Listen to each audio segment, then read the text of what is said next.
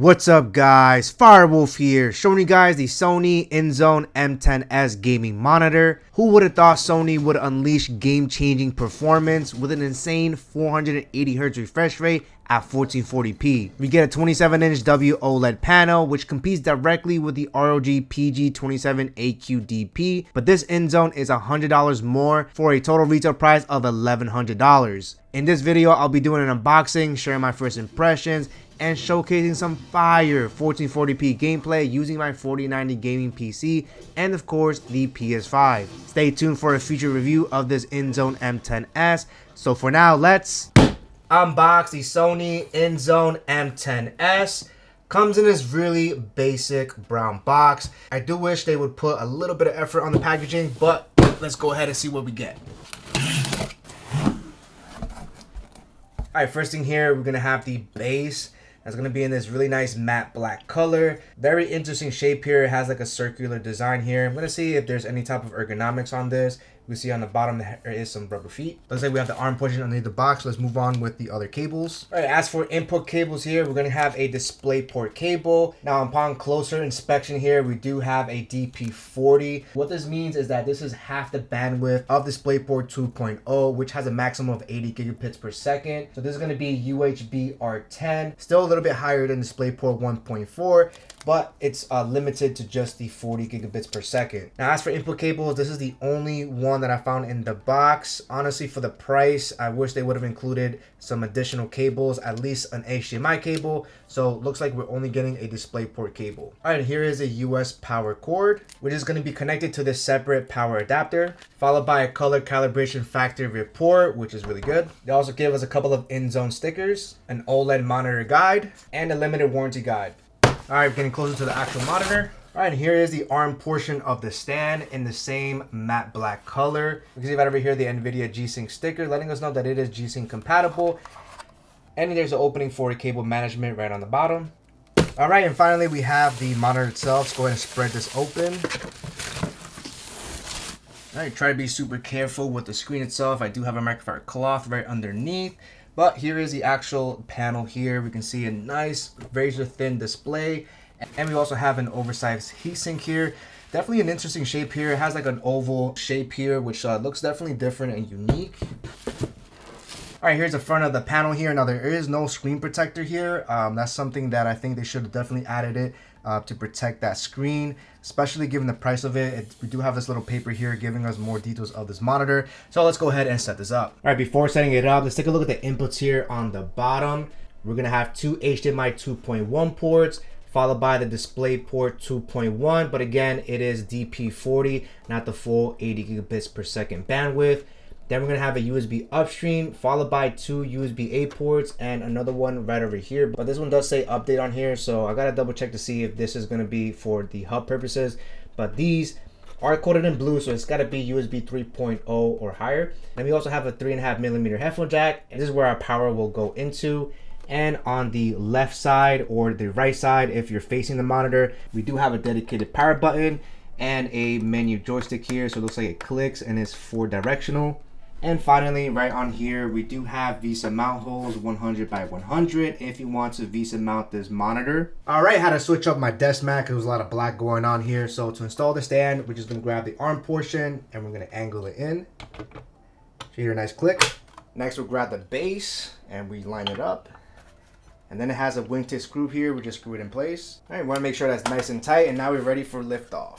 All right, here is the back design of the INZONE M10S. It's definitely basic looking here. There's no RGB. So if you're looking for something that's very subtle, then this is definitely for you.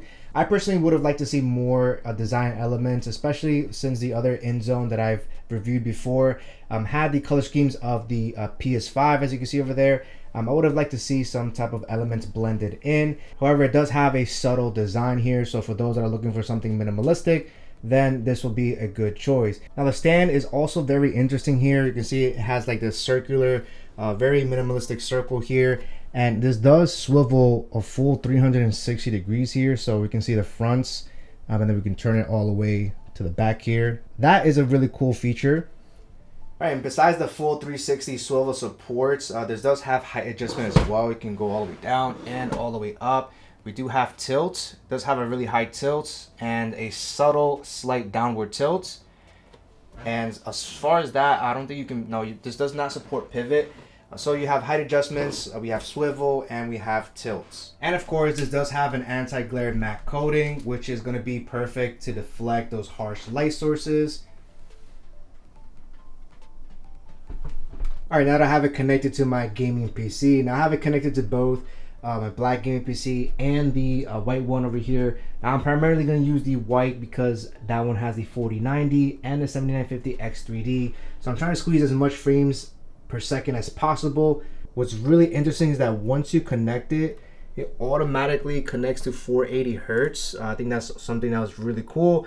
I did not have to manually put it to 480, which is really cool. Now it's connected via HDMI 2.1 on the white gaming PC. So the next thing here we have to do is open up the control panel real quick. Let's go ahead and switch to Sony over here. Now this over here, we can see enable G-SYNC compatible. Now see on the bottom over here, it says selected display is not validated as G-SYNC compatible. Now it could be that the update for this maybe is not available yet, but I'm gonna go ahead and click apply anyways. All right, now we have G-SYNC enabled. And if we go to change resolution here, we can see right over here 480, and PC is native to 1440p. And we can use NVIDIA color settings. And for the output color depth, defaults to 8. You can actually set it all the way up to 12. Now, again, this is HDMI 2.1. And we're going to check out to see what we get for DisplayPort as well. All right, now that I have it connected to the black gaming PC, now at the moment I have a 4070 Ti Super that I'm testing out right now. Now, over here, we have the same thing. 480 Hertz. I did not have to manually set it to 480. It automatically detected the highest refresh rate, which is pretty cool. And again, this is DisplayPort 1.4. It does state here that it is G-SYNC compatible. So there's something very interesting here. I'm not 100% sure why, but it could be that the G-SYNC certification is working with DisplayPort and not HDMI, but I will have to double check the settings again. Now over here on the change resolution, same thing here. We can use the NVIDIA color settings. Now I have DisplayPort 1.4, like I said, so the max color depth that we can do is 10 bits. And obviously, if this was DisplayPort 2.1, then you might have a higher bit rates. But for now, we're locked at just DisplayPort 1.4 for this over here. Now, I think I ran into a Windows HDR bug on this monitor. When I'm using Windows HDR calibration, it lets you slide all the way up as high as 2,800 nits, which isn't accurate at all. So I don't know if this is going to be a bug. Now I did update to the latest firmware and I'm still seeing the same issues, and I have tried both HDMI and DisplayPort as well to see if there's any type of issues. Now when setting the HDR according to the calibration tool, it kind of incorrectly displays the nits to like 9,000, which is insanely high and is not accurate at all. So I don't know how that's gonna affect in HDR gaming, because when I did try some games, it looked like it was just too much. So for now, I'm just gonna focus on SDR gaming for the gameplay that I'll be showing you guys later. If any of you guys have seen this type of issue or maybe know of something, please drop it down in the comment section below. But for now, I think this is a Windows HDR bug issue. My first impressions of this monitor is how beautiful this W-OLED panel looks.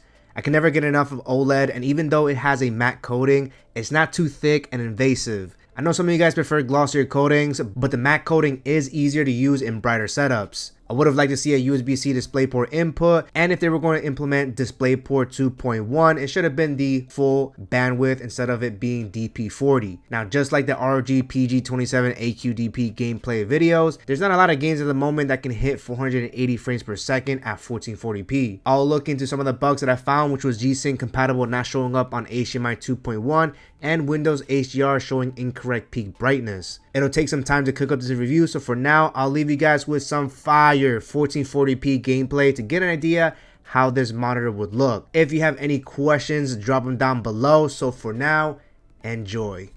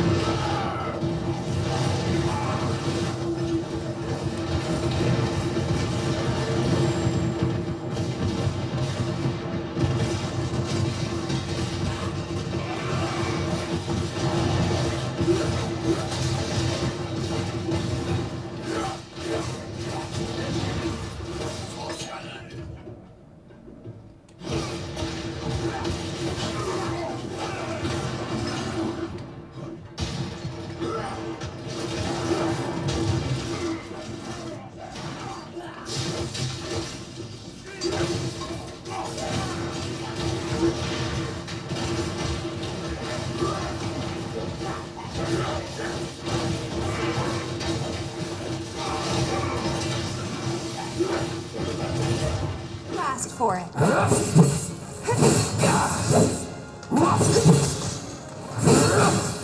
Get ready. Too easy.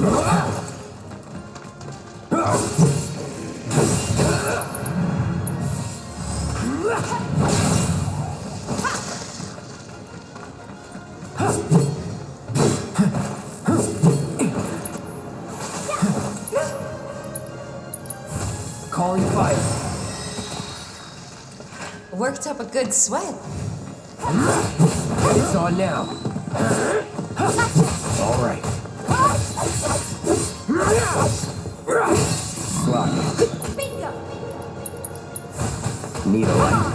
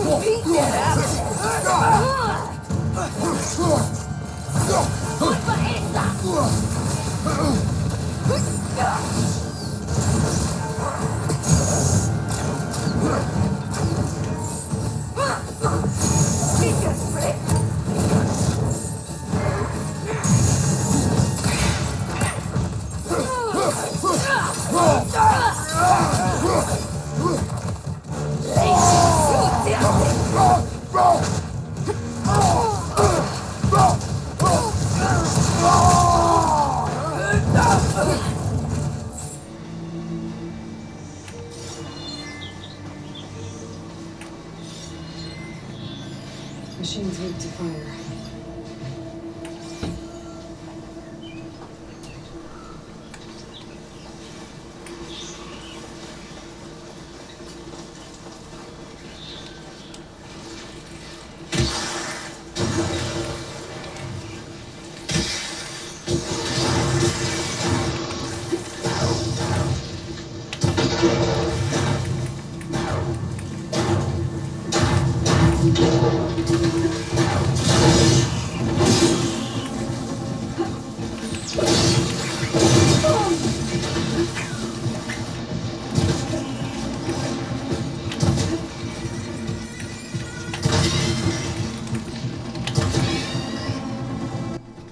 Are you still here? Well, thanks for sticking all the way through. I really appreciate it.